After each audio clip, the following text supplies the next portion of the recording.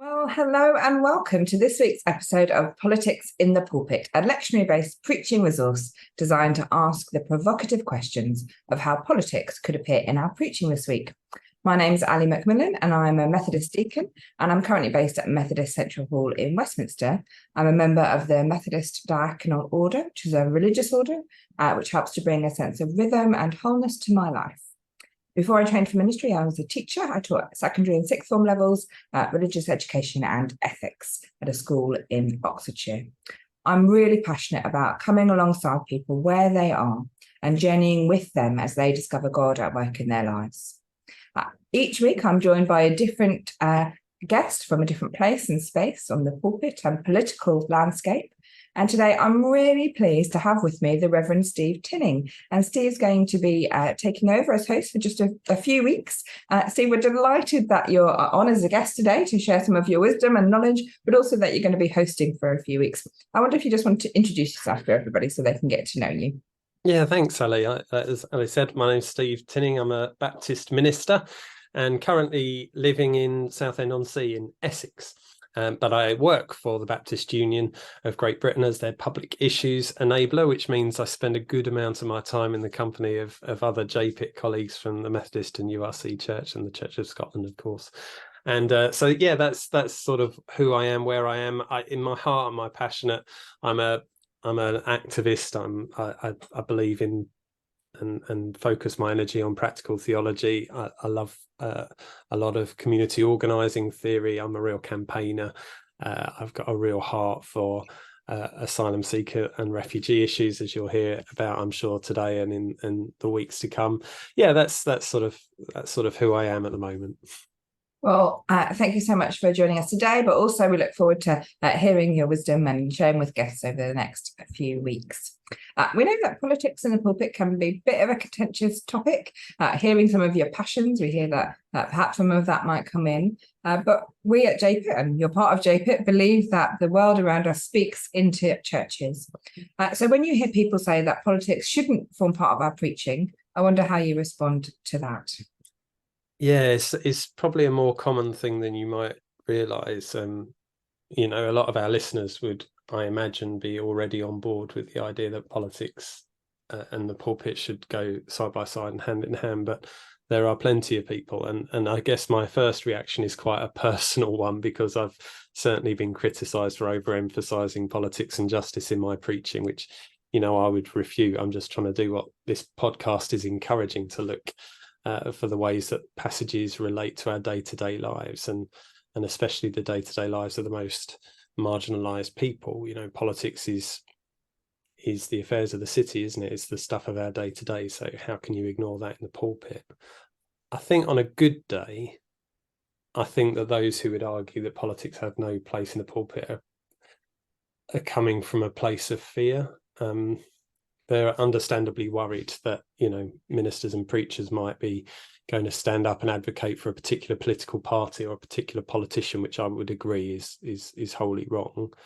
Some of my heroes in preaching, like Martin Luther King, never endorsed individual politicians from the pulpit, but he did preach the values of the kingdom of God and pointed out when those values were out of kilter with the values of modern day politicians and politics. But perhaps that's a very sympathetic interpretation on that stance. On another day, I'd say that I think some people are just uncomfortable with being faced with the reality that their faith and their politics might not be as aligned as they would like to think. And they like to keep those things separate because in their own lives, they like to compartmentalise their faith and their politics.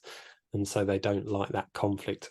I imagine we'll be thinking about conflict quite a lot. Either way, I think preaching is a complete waste of breath if you're not preaching the values of the kingdom of God and pointing out how these values, should cause us to be salt and light and bring the message of the kingdom of love and compassion into a society whose values tend towards, selfishness and what's good for me. So, yeah, I'm waffling now, but I find it very frustrating, as you can tell.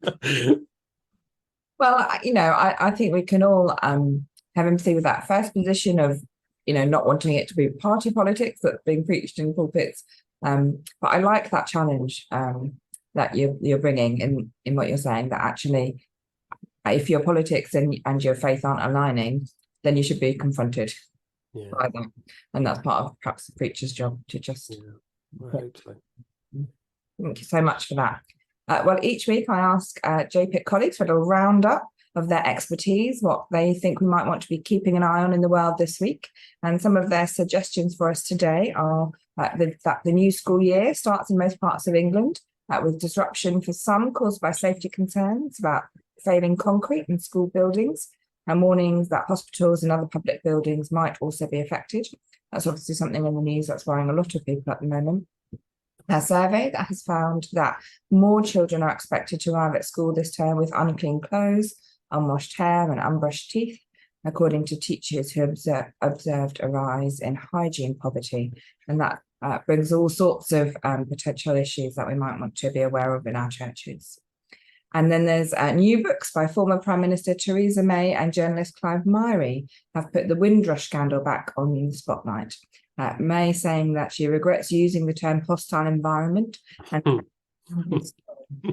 Sorry, keep going. I was trying to keep a straight face then, Steve. I know, we'll come on to that, I'm sure.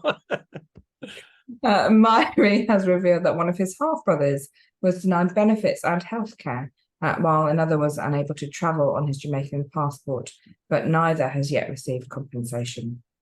So for many people, that is obviously something that's still really affecting their lives. And the G20 leaders meet in India this week with frictions over approaches to the Ukraine war, and Chinese leader has made a decision not to attend that meeting.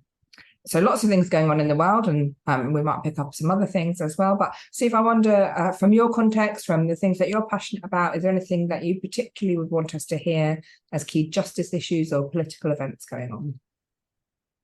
I mean, I think that question is really interesting, because there certainly are things that in my context and the things that I'm passionate about, there are certainly things that I would use and refer to in preaching this week.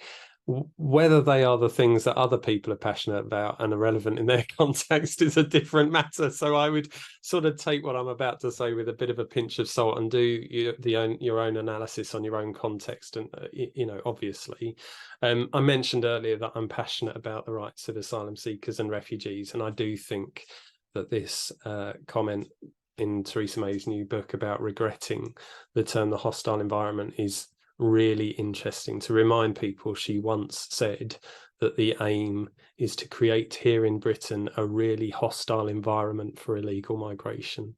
And it was a statement that has resonated and caused huge division politically and socially across our nation. There are many politicians who have run with it, and I would perhaps suggest that that is the current policy of the current government, but there are others who just find that kind of division and that sort of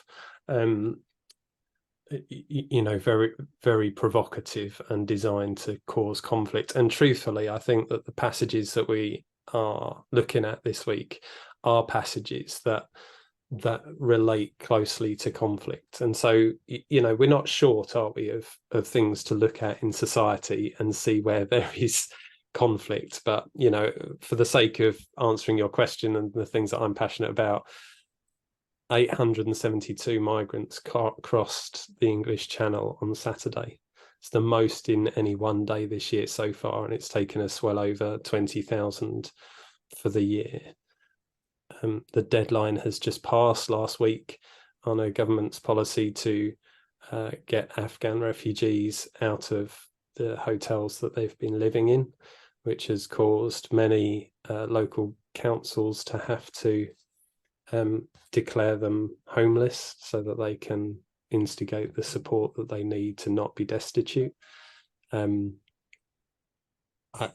Just locally, and I've been talking to some asylum seekers in the hotel here and about what's happening to them, and it breaks my heart. And I find the sort of conflict that evokes deeply troubling. It's political polarization, it's tension between local government and the Home Office, it's tension between asylum seekers and refugees who are both in great need but are being treated very differently. It's tension between the homeless, between British citizens that are in need of housing support and asylum seekers. And And the question that I'm asking is, does government policy stoke these conflicts or seek to bring peace?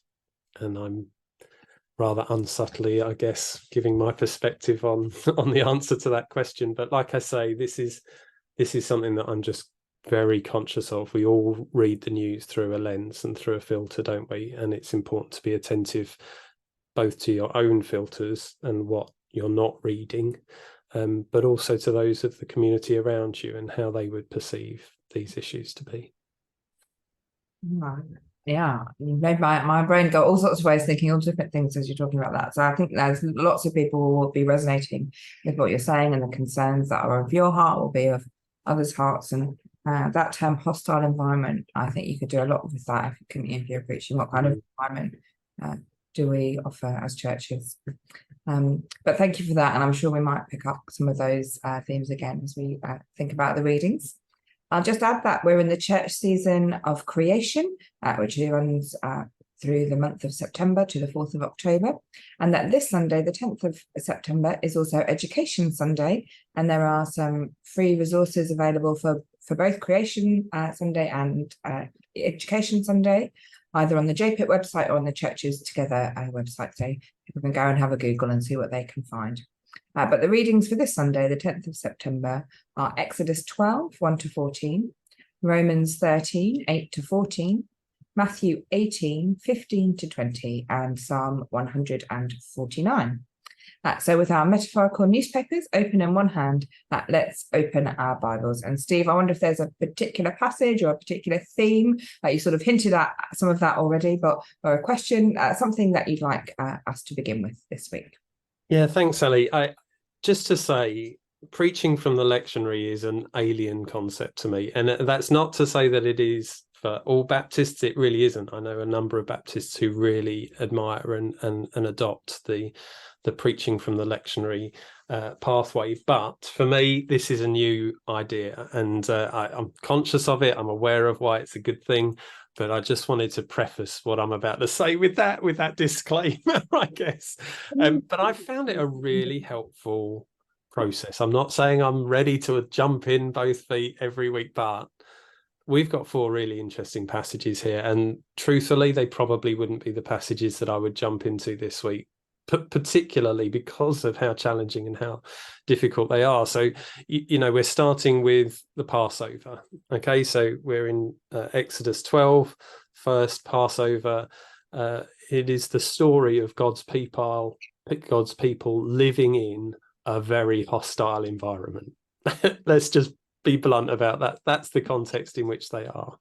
And he is giving instructions as part of the process of liberating them from this hostile environment. Very detailed instructions from God about what is going to happen. And there's some really lovely things in there about, if a household is too small for a whole lamb, it shall join its closest neighbor. Just the idea of, we're not going to be sharing anything beyond today. So make sure you don't waste it. Get together. If you've got a big lamb, then share it with your neighbors. It's stuff about fairness and equality as well, the proportionate number that are eating it. All of those sort of little details are there.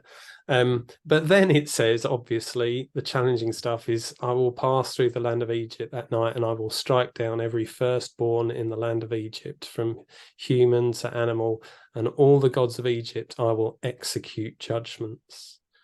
And that's not an easy thing for us to hear, that this is God instituting death on people who perhaps could be seen as innocents. And I'm not passing judgment on this.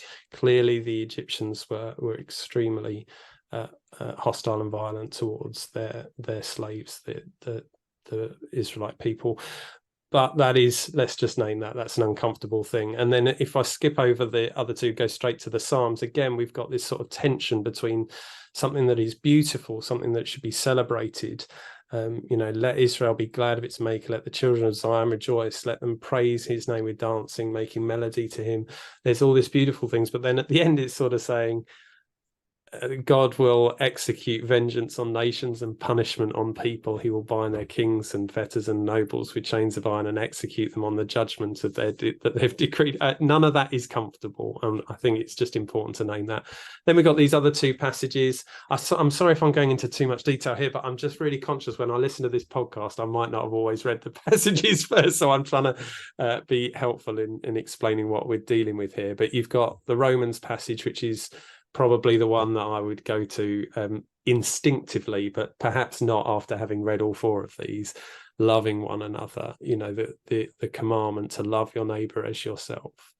And then there's these lovely words just after that sometimes we don't focus on. Love does no wrong to a neighbour. And I just love holding that up in tension with what we've just heard in the Passover. How does that sound problematic when you hold it up to the Passover story? Were the Egyptians the neighbours of the Israelites? Well, maybe not. Maybe they are, maybe they're not. This is about who is my neighbour, and Jesus certainly gave some instruction to that. I think most of us would see them as oppressors before neighbours, but maybe this passage challenges us to think that stuff through. And then it goes on to this urgent appeal to be ready because salvation is at hand. And there's this sense of urgency from Paul about what is about to come. And I love how that goes side by side to the Passover as well, where people are, told to get ready to eat their food with their sandals on and get ready because now is the time. And these things I would not have noticed if it weren't for the lectionary being so wise in the way that it pairs these things up. But it also goes on to talk about not quarreling, not being jealous, make no provision for the flesh, just things that are trying to be attentive towards harmony and towards peace over division. And then lastly, this passage in Matthew 18 that is guidance for the church, a very practical guidance on conflict. And when there is conflict, how do you resolve it? And again, I don't necessarily think in this context we would go through the detail of how that works out, because I think you could do a whole sermon on that that's separate from this lectionary stuff. But it's just reminding us that there is this very practical teaching about what you do when you're in conflict with someone and how you bring resolution to that rather than exacerbate it. So, those are our passages. I struggle desperately with the bad news of the vengeance of God in some of the passages. I'm really attentive in my preaching to thinking what are the lens through which people are hearing these passages. So if you are going to focus on the Passover, just be conscious of the people in your congregation who might have lost children. I know that sounds like a really practical and obvious thing to say, but man, we've got to be so careful with how we handle these passages. But there is huge amounts of good news in all these passages about God's mercy and his grace and his faithfulness towards his people, but not just his people.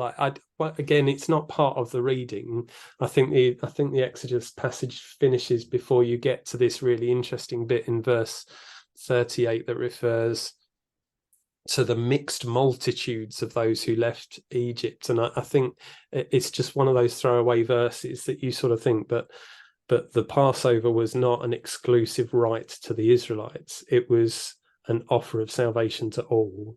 And actually, it would seem many others left with the Israelites because the option for salvation was an inclusive one that allowed others to be part of that. So I just think that's quite an interesting bit of good news. Salvation is available to all, but particularly, I guess, those that are marginalized, those that are impoverished, those that are oppressed, those that are imprisoned.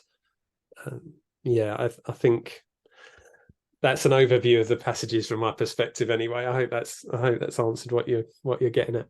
I think that's really helpful, and as you say, lots of things coming out. I wonder, I think there's always a temptation, isn't there, as preachers, to even those of us who do follow the lectionary when we preach, to kind of pick and choose, bits in the passage that we might find perhaps easier to preach or less of a challenge to us and to congregations.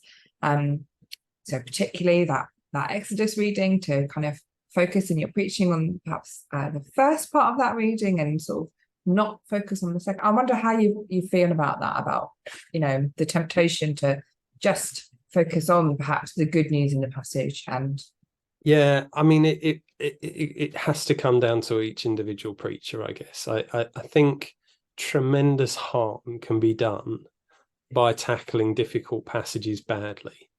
And you know, so if you choose to focus on the Passover passage as your central passage, and you choose to take the bull by the horns and to look at, well, why was it that God decided the resolution of this oppression was to kill innocent children, you know, then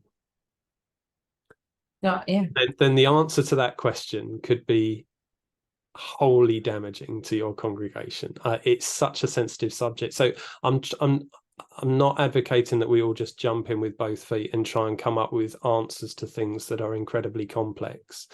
But I'd also say that when I first read those passages, I went straight to Romans 13 and love one another, because that's the easy bit, isn't it? That's the bit that is the bread and butter of our faith.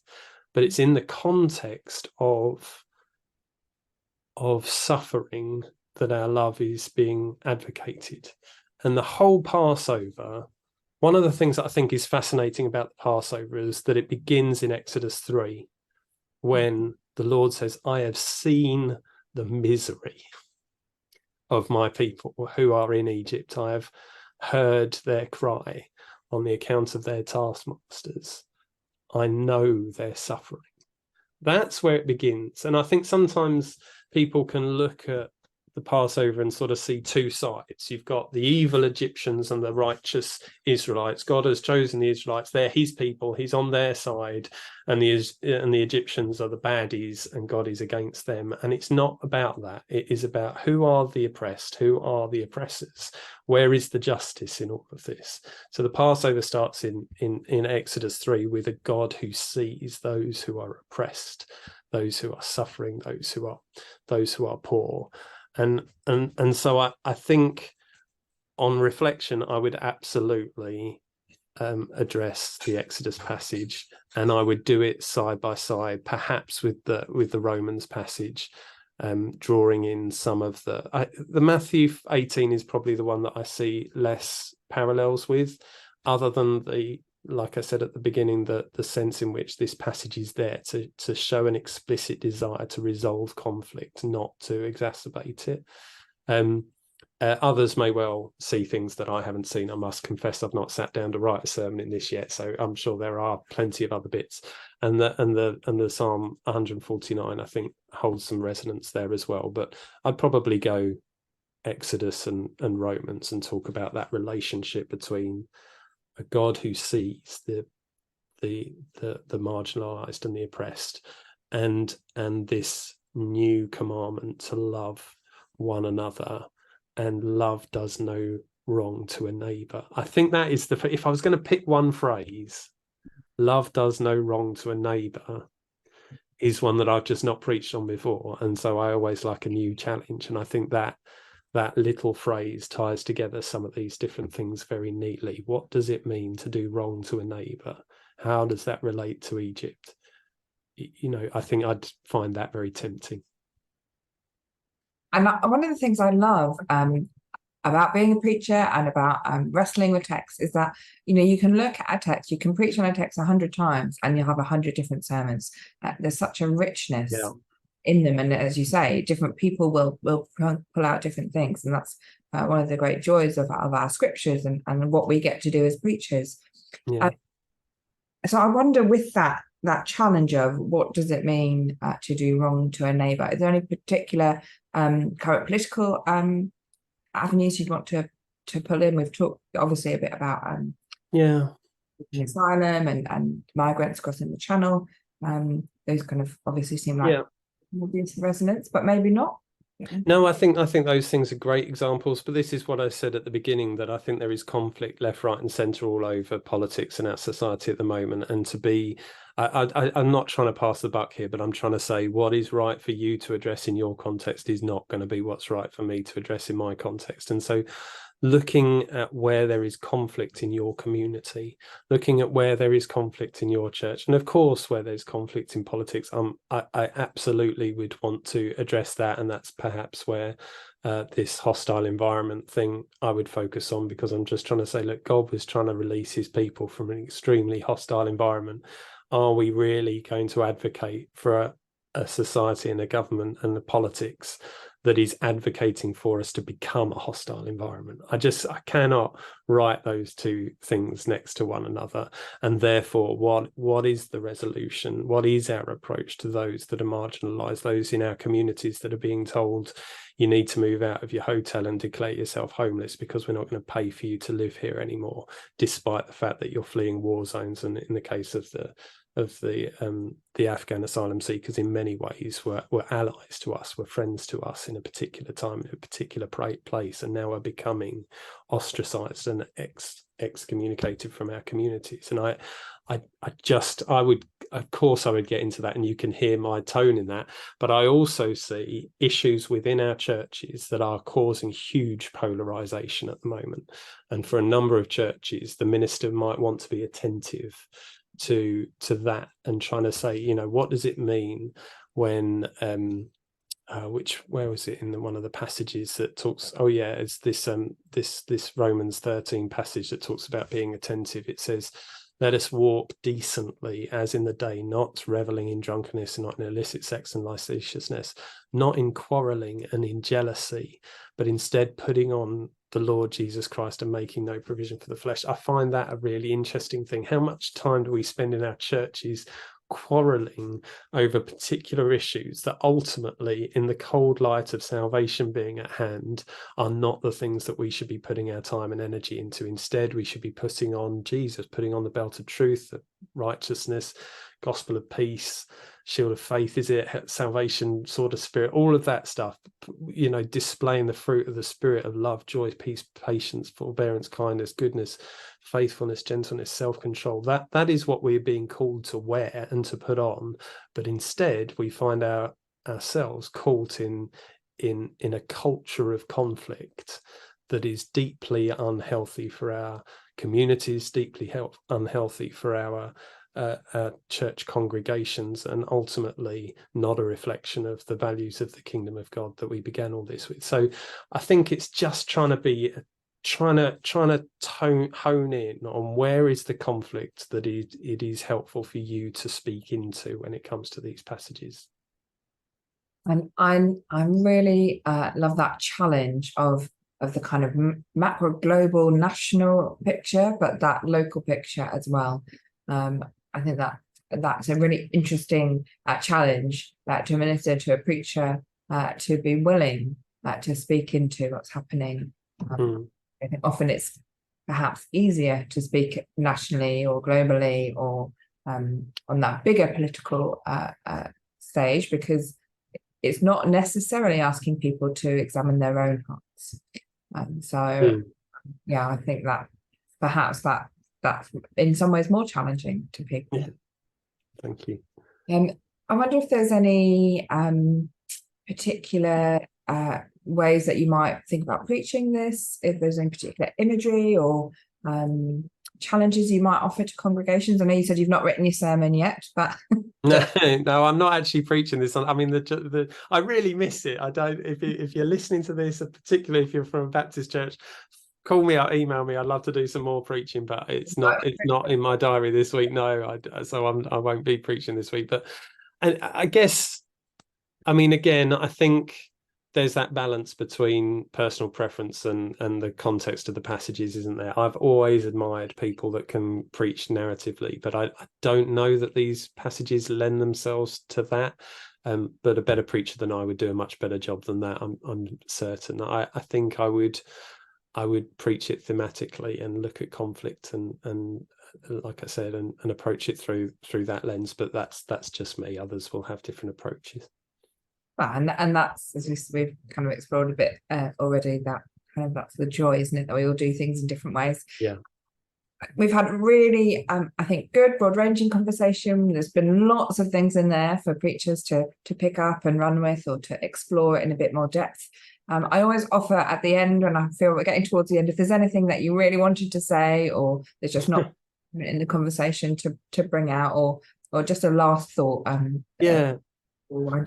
Thank you. Yeah, I don't think so. I think the only thing I would say, I've not spoken a whole lot about the Psalm, and the Psalm is a beautiful and challenging passage in and of its own right. But there is this phrase in it that I just, again, it just seems to, it stood out for me. And so I'm not going to give any commentary to it. I'm just going to say it. But there's this bit in it that says, "For the Lord takes pleasure in his people. He adorns the humble with victory." And in the context of what we're talking about with all of this stuff, I found that word humble just jump out of me, because I'm trying to think, is it the humble that are victorious today? And I think even the word humble is a word that is rich with meaning, and in different contexts can be different things. It's not just a position of impoverishment, as some people would say. Neither is it just a sort of attitude of heart that combats selfishness and pride. I think it's a mixture of a whole number of things, but I really love that in this psalm that has so much joy at the beginning and so much wrath at the end, that there is this statement that the Lord takes pleasure and adorns the humble. And I think in whatever context we find ourselves facing conflict, to think about our own humility and what that and how that relates to power. I'll talk about this, I'm sure, on another occasion, but I spend a lot of my time thinking about power and what's good about power. It's Theresa May's book called The Abuse of Power, I think. I can't, maybe I'm making that up, but I just think there's a lot of stuff in here about power as well.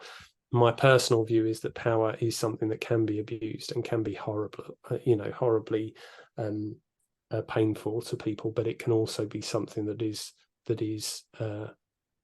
is commissioned and encouraged by God and used in the community, in the sense of community, can be a deeply powerful and positive thing. So anyway, just that little reflection to think about what it means for the humble to be brought victory, I think is something to think about. Well, I think that's a wonderful place to finish, and brings again just another layer of the richness of the scriptures that we have for this week. So there's lots. And can I also just, before we close, just say, it's not something that you're going to do in the next 5 days if you're preaching this Saturday, but I would deeply commend to you the work of a Baptist minister called Helen Painter. She's written a book called God of Violence Yesterday, God of Love Today, Wrestling Honestly with the Old Testament. And she's created a whole community of people that look at violence in the Bible. And if this is something that you find interesting and would like to dig in more, just Google her name and start to look around some of the resources she's got on the web. It's been a real blessing to me, I must admit. Well, we always love recommendations of theologians, of people to go and read to increase our knowledge. So Helen Painter, Paynter. Well, thank you so much. I'm sure many people will be off looking that up now. That's great. It's Revd Steve Tinning. Sorry, thank you so much for joining us today. We really enjoyed hearing your wisdom, your reflections, all your thoughts, and we're really looking forward to hearing you hosting the podcast for the next few weeks and chatting with guests and hearing their wisdom. So thank you so much. Well, thank you, and Ali, thank you as well, because your commitment to this podcast over recent weeks has been second to none, and we're so grateful for your wisdom that you've shared as well. I hear that this is sounding like everyone just patting each other on the back, but we're so appreciative of those who are willing to put themselves forward and provide resource and gifts to the church in the way that you have. So thank you ever so much.